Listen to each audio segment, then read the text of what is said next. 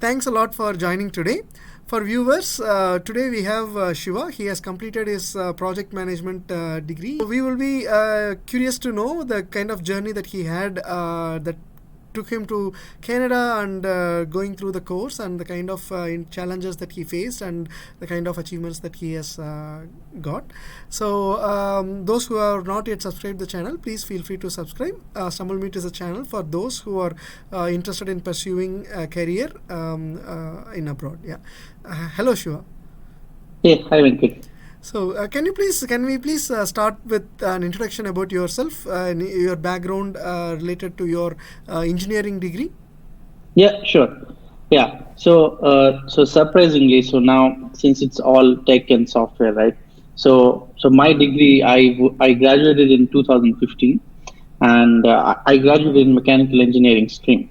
So this was my BTech degree from Gandhi Institute of Engineering and Technology. This is in Odisha back then, and in the seventh sem or the eighth sem, I was selected for the TCS campus, right? Back then. But back then I didn't know like a word of coding or in that sense, because at that time there is a lot of C programming and Java and all this emphasis, right? But usually sometimes the recruiters back then they check your logical ability, your reasoning. That's what it's needed for coding, right?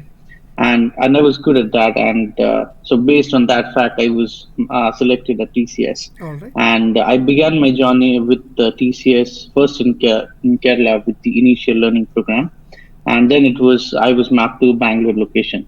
So initially at TCS, it was like a period of like 3 years, around 3 years plus, and I was working as a software UI developer there, and I was somehow managing various teams. I was performing the role of technical lead, team lead, and also since it was always on my mind that from the day one when I joined the industry that I always wanted to get into management. So I knew like somehow 5 years down the line, 6 years down the line, I have to begin with a manager role. But since the environment right now is also a lot of product related, right? So until and unless you don't have a hang of the product, these days it is product managers who are building various software products. So for me it was like, okay, let's work out 5 years, 6 years as a software developer in every technology I can work in. And mostly I was since a front-end developer, but I worked on all the programming languages, Angular, JavaScript, and all the other stuff. Some work on database and all that. And then it was on the path that I could take up do an MBA or do a post-secondary degree in project management. So that was on the line. And after TCS, so I worked with a company called as Happiest Minds Technologies. So I was working there as a senior software developer, and I worked there around 2 years.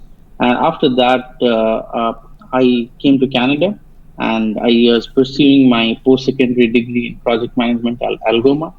And while at Algoma, I was involved in all the curricular activities what you have, and I actually joined as a project coordinator with the Project Management Institute, which is a think tank for the project management professionals.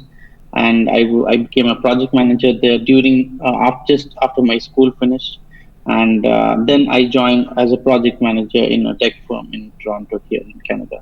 Right. So that's in a very brief nutshell of my journey. This first question: what made you to choose Canada to be your destination when you want to pursue your management degree? What are the points that you took into consideration? So there are few sometimes there are practical points, correct, and there are few other options. So like for me, I was like tracking Canada's like a lot of, first of all, it's a lot of cultural you see of what's happening in the country. It's always a very more friendlier country, and in terms of whatever they're welcoming the immigrants as per se. And the other practical points is also the cost aspect of the colleges, right?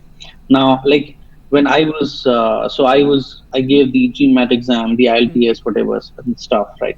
And I had a couple of offers from two universities back in the US, but the cost factor and with the COVID thing and all that happening at the same time, unfortunately, I could not go there.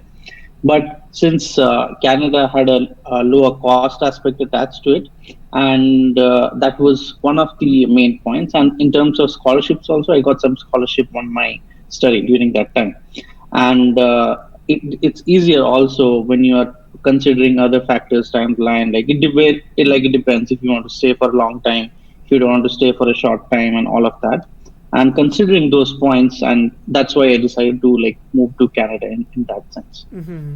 So you told about the kind of scholarships, like so were you able to apply for the scholarships when you are back in India itself, or how did the scholarship thing worked out? So for the scholarship, when I initially filed an application with Algoma U, and like they told that they're reviewing my application. So basically, you provide your like SOP and your background, whatever, Mm-hmm. like your school, college education, where you worked, and all that. So they do consider that aspect of that, and then they check whether I'm eligible for a scholarship or not. So based on that factor, like I was like awarded around 6,000 CAD of scholarship on that. So that like it reduces significantly your tuition fees and all when you like have more than like $30,000 for around 2 years. Mm-hmm. So that significantly helps with that perspective. Yeah, yeah, I mean, for $6,000 is a very good money, right? For US Yeah, in yeah, Indian rupees, it comes to around 3.6 lakhs, and it's a very handsome money correct. for as a scholarship for a student from a different country, right? Yeah, yeah. Yeah, And yeah. it was confirmed when In your the offer admission got. letter, Oh, when the offer yes, letter. yeah, yeah. In the Nice. offer letter, it was pretty much written there. Nice, and it would have also eased your process in getting the student visa, if I am Yeah, understand. yeah, yeah, yeah. Yes, correct. So due to this COVID thing happening and the backlogs in application, were there any challenges in getting your student visa, and was there anything specifically that you did that made the process little easier? Actually, like that's another interesting point, right? So I started so since it was 2020, right? So I started my program September 2020, right? And I applied my visa then, and I got my visa in March of 2021. So it was 7 months, right? Mm-hmm. And during 7 months, I had finished one semester, and I was close to the exams for the second semester, like 2 3 weeks prior to that, right? And during that time is the I got the visa process. So to answer a question, yeah, it was a very long journey because either you get a acceptance from the visa or you get a refusal, right? But if you hang on in the middle, so it's a very difficult territory to chart, and that's the most challenging aspect we felt about the process. And it was happening because of a lot of issues because biometrics offices were closed and all that Mm-hmm. stuff, right? Because of that, you cannot go and give your like your fingerprints and your like eyes and all that kind of stuff, and that delayed the process a lot. But luckily for me, I got the visa. But many of my other peers who had also enrolled and they were studying, but few had got rejections. Mm-hmm. Like as a fact, like since I'm from the other campus of Algoma, so like I think around 3 or 4 students had got the refusal. So Mm-hmm. but luckily for like around 9 10 of us, we all got the visa. Like, was there any specific consideration that made the difference? Is there anything that you know? No, like what I had put, other people had put the same thing. Mm-hmm. Like it's the same file, same documentation, Mm-hmm. statement of purpose, and all of that, right? Same, exactly same, like Right. as per the document. But like it really depends on like on the process, on the immigration people, like who is processing the file. So Right, right. yeah, yeah. Right. So tell me about this course at the Algoma University. So how long is the duration, and how does the course is structured? So the course is 2 years actually, and so 2 years if you take a scheduled break, you know. Mm-hmm. So sometimes students here, usually in North America, and even in now there's a trend back in India also, right? So whenever there is like the winter term getting over, for the summer term they usually take a break, right? But since I had so much of time went away back in India, right? So I was not in a position that I thought I could take a break because I wanted to wrap it up. So I didn't take a break. So I started in September 2020 and I ended it in like December 2021. So that is like last year, right? Mm-hmm. So, but many of my other actually batchmates they did take a scheduled break, but that doesn't affect any of your like whatever other like for example, if you're thinking in terms of work permit and all, so it's the same. If you have to, it's a 2 year course, you get a 3 year work permit and all of that stuff. Mm-hmm. So, in a scheduled break, if you don't have anything to study, what do people do? Like, No. what do people do? Yeah. So in a scheduled break, usually it is for students to have some downtime, right? Okay. So usually students if they get a professional stint, like for example, if you are a project management professional, let's say you are taking up this course, right? And let's say you get an initial internship job with some organization, right? So you can go there and kind of work there in that 2 3 months. You can work some other job and kind of try to make some money just to save up for your, and then in going to the incoming semester, that helps you. So that's up to entirely up to the student how they want to utilize Right. it. So, for an international student, is he allowed to do an internship during those 4 months of scheduled break? So that depends. So the thing is, with the course I was enrolled with at Algoma, which I know because things might have changed, right? So if there is a co-op involved with the course, then you are allowed to do it. Mm-hmm. If there is no co-op involved with the course, then you cannot do it, right? So for that to do, the university should have co-op as their mandatory in their course structure. Mm-hmm. So that will be in the offer letter in the academy. It will be mentioned that you have to do a co-op. So once that is mentioned, so let's say if you're beginning in summer, May, June, right? So you have to file the co-op visa application maybe in Feb and March, get the documentation from your university and file it so that you can get it approved within a couple of months, maybe February, March, or April. And then using that letter, basically you approach various organizations telling that that this is my co-op visa and I'm eligible to do, and you can work it out. But I think now it's more easy, right? Because now I think the Canadian government has allowed that to work full time to all students in Canada. So the co-op process goes down a bit. Yeah. How is this program structured? Like, what do you learn in this program? So basically, all of the aspects of project management you learn in this program. Mm-hmm. So if you are initially in semester one, it was basic accounting, it was English, and then there was this project management fundamentals. And then beginning the second, third, gets more specific in terms of interdisciplinary project management. Then you have the risk management, risk mitigation, and project scoping, project chartering, and managing stakeholders. So all these subjects you will travel through. Like from second semester, it gets a bit heavy on the load, and you have to do a lot of case studies. You get these case studies from Harvard Business School, which you have to study, and you have to prepare all the kind of stuff required for documenting it, and it's basically testing your business approach and all of that stuff. So Mm-hmm. yeah, it's almost like your regular MBA program, what Mm-hmm. you have, because even few of my friends, they were pursuing MBA back in India, Mm-hmm. and I was wondering whether this kind of matches with what they are studying, and it almost matches. So even mine was project management, Mm-hmm. and many of my friends were doing MBA in finance, right? So that's different, but Mm-hmm. the subject wise, it was pretty much matching to what you have as in like in a regular MBA Right. program. Yeah, I have this another additional question. Like, I know that in Yeah. Canada, people always expect a Canadian work experience whenever you apply for a Hmm. job interview. So, Yes. since you did not take the scheduled break, or since I understand that co-op was not part of your mandatory Correct. co-op is not part of your program. So, how did it work out when you want to get your first job? Okay, so that's the that's the trick question here, right? So as you mentioned that since I did not have a scheduled break, and since there was also no co-op program, right? So I did reach out to one of my professors, right? And I told them that that I have 5 years experience as a software developer, and I have managed teams and stakeholders back in my previous companies. And basically, my aim is to become a project manager. And so now in a country like Canada, how do I do that? I am aware that you have to do PMP and CAPM and all these certifications, right? But you need a work experience, right? So what my professor told me that one thing you can do very well, it can work in your favor, is try to do some volunteer work. And he only suggested me that why don't you try out with the volunteer work with the PMI. So PMI is the Project Management Institute. It's the think tank. It's the largest think tank for project management around the globe. and so the PMI Toronto chapter is the second largest. So it has around more than I think 5,000 members or something like that. And why don't you join there and try out a volunteer kind of job there? So when you're doing volunteer, so it has to be completely free, right?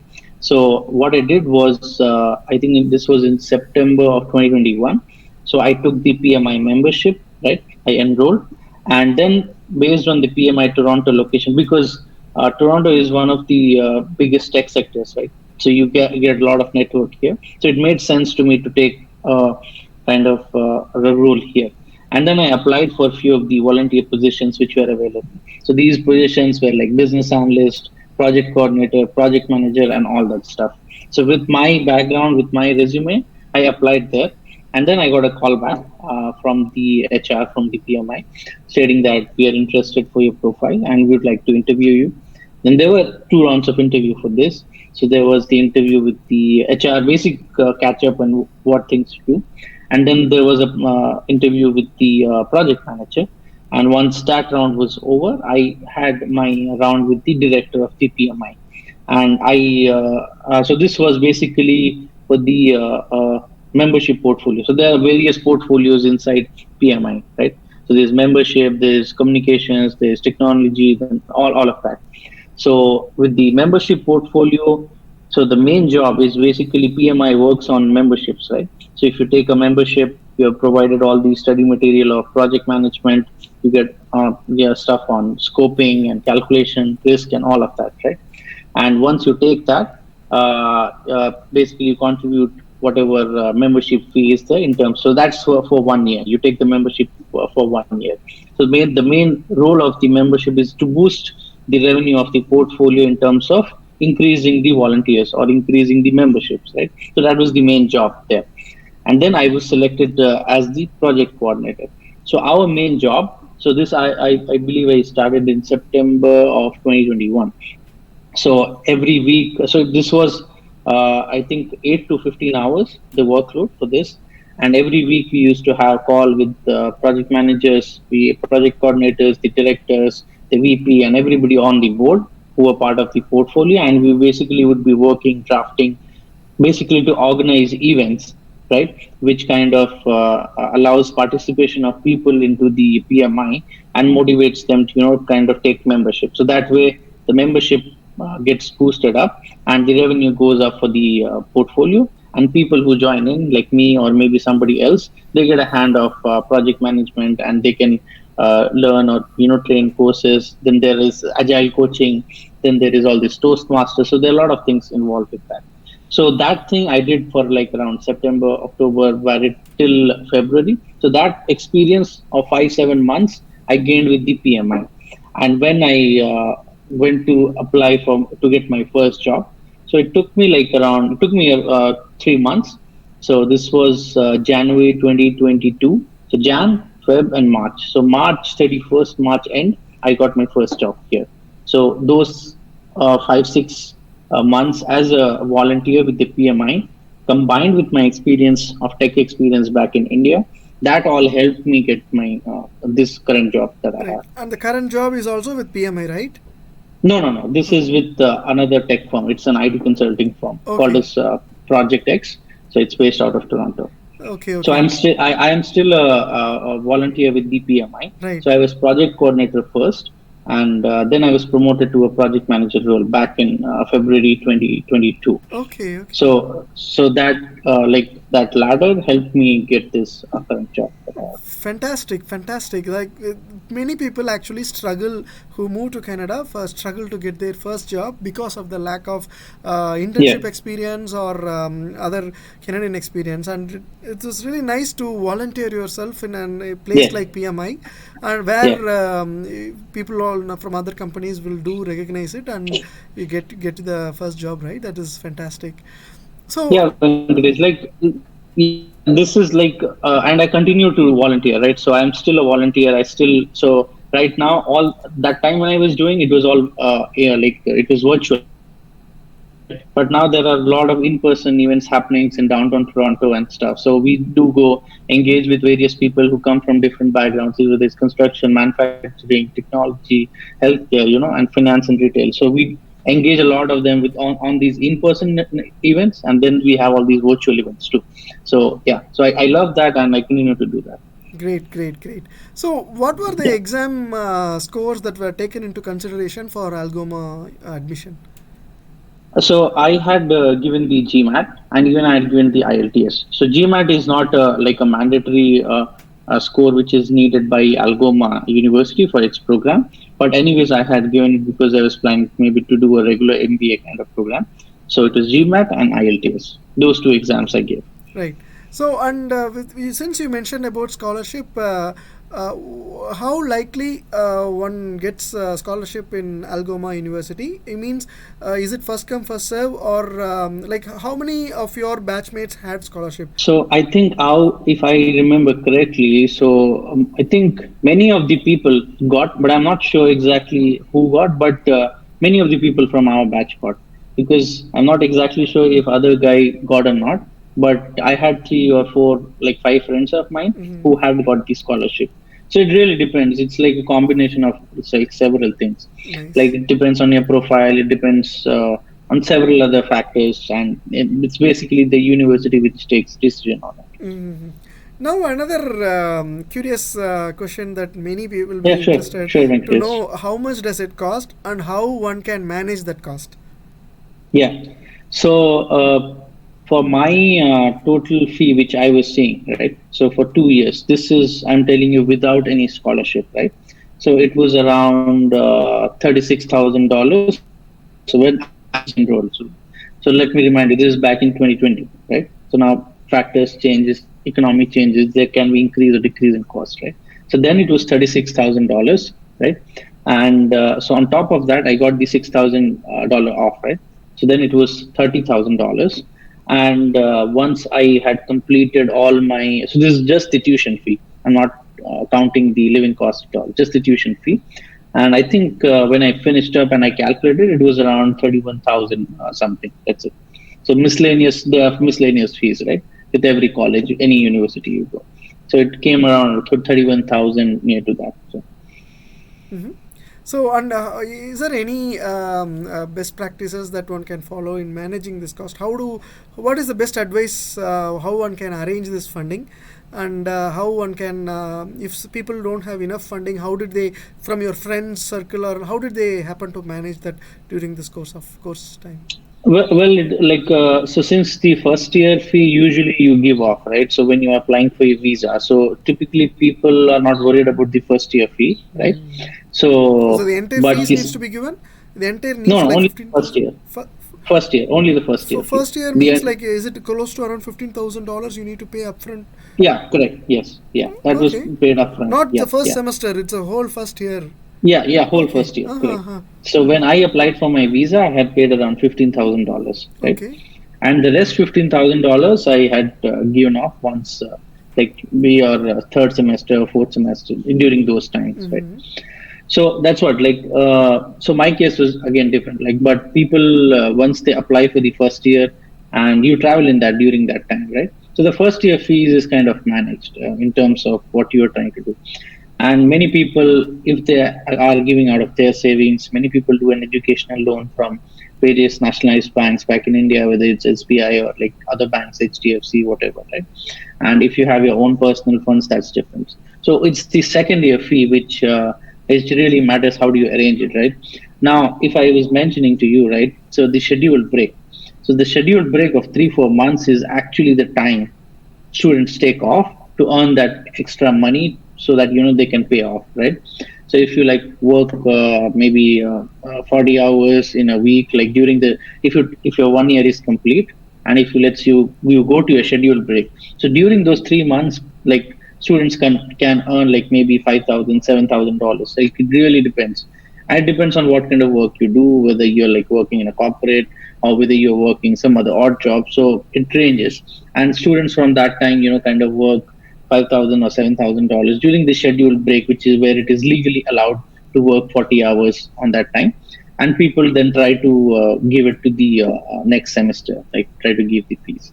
Right. And with Algoma, one thing I found very good was like it's not that if you don't have, let's say, the entire fee, like you are supposed to give, you can give it at any time. That's not an issue. The other thing is, yeah, there is a certain interest, whatever attached to that, but you can continue giving your like you sometimes you can give $2,000, $3,000, 5,000. Really As you depends on earn, you. you can keep paying Yeah, them, right? you Yeah. can pay. There is no hard bound rule that Right. you have to pay. For the visa, it's different. That's a Mm. different case. But if you are going to the second semester or in the second year, you can give throughout the third or fourth semesters right until the end of your semester. Right. So that's with many of the colleges for 1 year entire fee. And what if you get a refusal, right?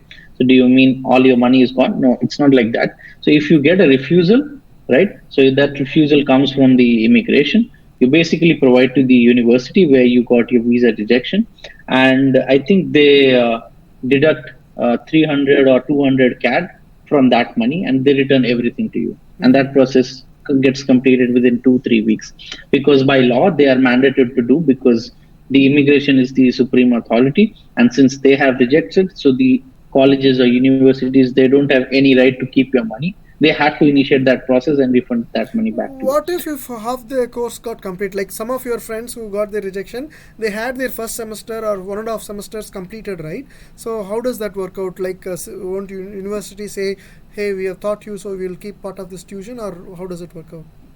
So how it happened? Like, so I know a couple of my friends who had, like, batchmates who had it rejected, who had completed the first semester, right?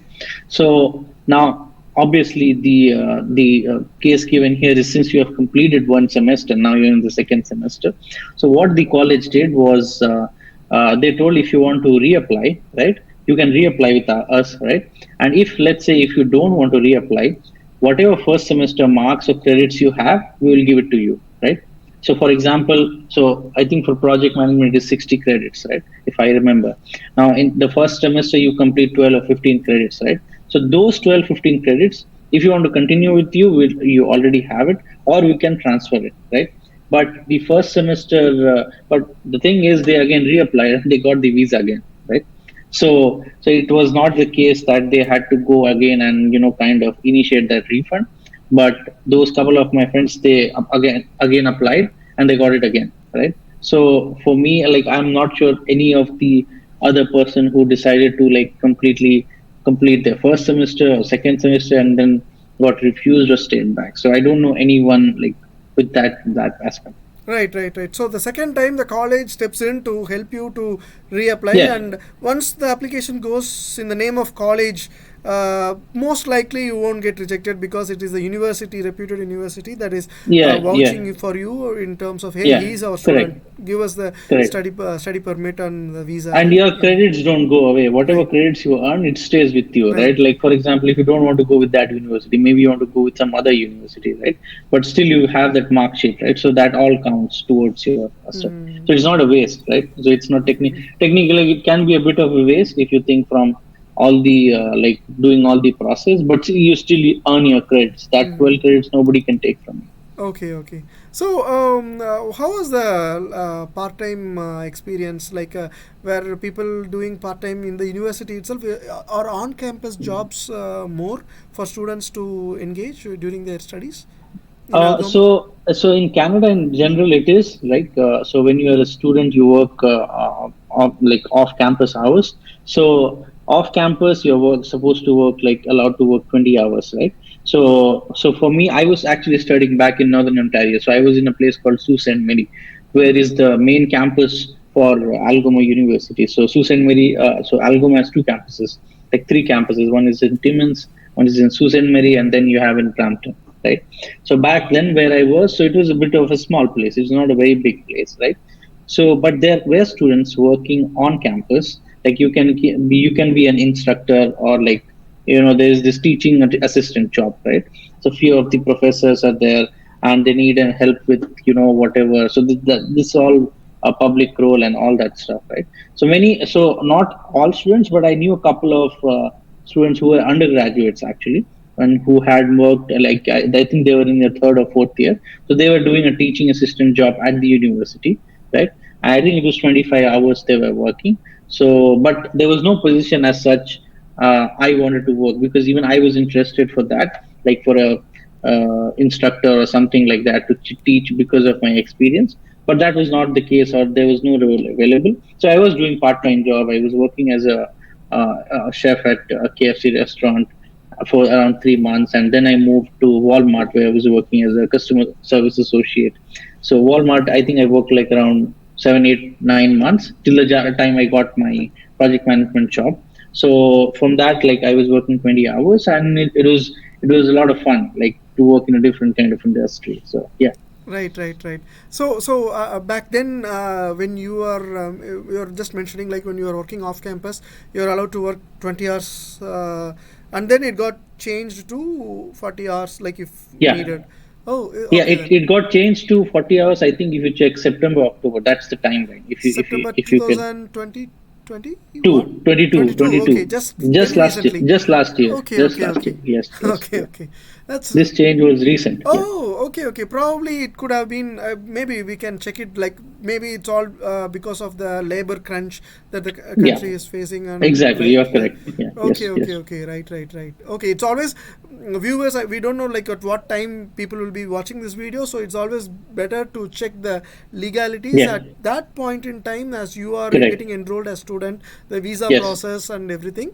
Everybody's journeys is different. Like Yeah. what I can is I can just share. Nobody can follow because I'll have a different journey. You cannot follow what my. You have to think what best figures out for you, Right. right? And you should know like what you want to, where you want to go. If you know where you want to go, then you will find anything of your own. Like I wanted to go in this field, and I had to find that path, right? So like I was finding people, network, people, and connections like who could do that kind of stuff, and eventually found that. So for everybody, it's different, right? So there's their own journey to kind of travel for them. Right, right. So you are from Orissa and Odisha, and now here in when you moved to Canada, Toronto, how was the difference in climate? How did all worked out? So Venkatesh, like to be very fair, I have spent a lot of time just not in Odisha, which is my home state. So I basically grew up in Bihar and Jharkhand. So first 18 years of my life I spent there because my father was doing the job there. So I was in Bihar. Then in 2001, 2000, early 2000, it became Jharkhand. So I was in north, and then my engineering at that happened in Orissa. So that for that I stayed in Orissa for around like 4 years, and then again I moved down to Kerala, and then I was in Bangalore for like 5 years, right? So I love the variety. You meet different kinds of people at different places. So Toronto, in terms of that, I think it's very diverse, right? It's a like a country of immigrants. So many people from different countries, whether it's like maybe Europe or South Asia, and Africa, and there's so many people here, so many colors to see, so many different minds to meet. So I love the like the diversity. I love to interact with different kind of people. So again, this is something like which is aligned to me, but it depends. It really depends on people, and it has been a like quite a like diverse. But you always find your people here, right? So it's not that if you belong and if you are not able to see your fellow Indians, but in Toronto, I guess you can see a lot of ourselves, and you will again meet, and I think so. The best part is even if I'm abroad, right? But there are so many associations, there were so many institutes. So I had my Diwali party, I had my like if you say the Holi party, and so my wife is from Karnataka, and we had other kind of festivities which come in Karnataka here, and we had the Ganesh Chaturthi, so everything like and then we had Christmas too, right? So we don't kind of necessarily miss that entire disconnect. So that's one of the problems, that if you're not there, like what if you're not able to connect back to your things, but everything is there. You have all the food here, right? So that is one of the main points. You get your own from whatever part, you get all that stuff here. You meet all that associations, and all those things are present. So there's no problem for me, as in which I see right now. Great, great, great. So, just also would like to know, as a concluding note, would you like to share some of any particular tips or anything specific to the viewers, Shiva? I think to the viewers, if you're looking for, like, if you want to settle in Canada, so basically you're looking for a good job. So I would suggest, that first thing, that's the golden rule. I believe that will kind of solve all problems. First thing, it is difficult. It is like, if it's a new country, right? And initially for me, I was lucky maybe that I finished around maybe 1 year back in India. But that 1 year which I spent here, it was not that easy, right? So at one point of time, I was studying, I was doing part-time work, I was doing some freelancing job, just on another volunteer work, just to learn some bookkeeping, accounting. You have to manage your studies, you have to manage yourself, you have to manage your own food, so all of that, right? But if you are very much dedicated on what you want, and if you get that, then it's a worth it journey, then it solves all of your problems. So I would say not to get maybe trapped by some other vision other than what you have. So if it is something which you truly believe in, so there are other people who will tell you, no, no, this is not the field, this is the way, this is the, but if you truly believe that what you want, so project management is my passion, it has been my passion for a very long time, right? And I wanted to pursue that, right? And I wanted to go, and I went in full force in that. And whatever other noise or distractions are there, you can all cancel it out. And once you get that, so I think once you get a very good job, then life is a bit easy in terms you get to enjoy stuff and all that. So for 1 year, even I was not doing the regular stuff which any person would do, going out or visiting some place, or you go to restaurants. So you're busy with work and you're loaded with work. You're doing so much of stuff, but so you gather your passion, right, and you put everything in it, and I think it's all worth it. So that's my maybe the final point for that. Great, great. I think you mentioned a very important point. Like, people shouldn't have some hallucinating view, saying, thinking that okay, I'm going abroad and everything will be a red carpet No, welcome wherever. no, no, They no. shouldn't have that view. Things will be tough initially. Yes, you need Yes, to do a lot of things when, in terms of getting your first internship or first job, full-time job. Everything going to be first in the new country, and those things will be challenging. It's not nothing wrong in your talent or in your skills. It's no. just that Yeah, way it goes. It I happens. had few friends. We used to have fun. Like sometimes, not always, but Right, right. sometimes we used to hang out, have some enjoyment, maybe. But it was like not every day. It was like True, true, maybe true. once in 10 days or 15 days, True, because true, even true. they are busy with their stuff, True, right? true, true. But you have to enjoy with the flow. Like you Yeah, have to yeah, enjoy with that. yeah, Not yeah. all like red carpet, right? As you Yeah, yeah, said, yeah. correct. As you are serious in studies, your fellow classmates is the ones who also need to make the crack that joke in the intense moment to make the Yeah, lighter, to make the situation lighter, and correct, that's how correct. you make the life easier during that studying period. You help each other, you take each other's back support, and then Yeah, get the thing, and things will be fine over the time. Things all will be setting in a right yeah, course, right? yeah, correct. Great, Like great. in what in movies they show, partly may be correct, but that is one window, right? Yeah, So yeah. there's some.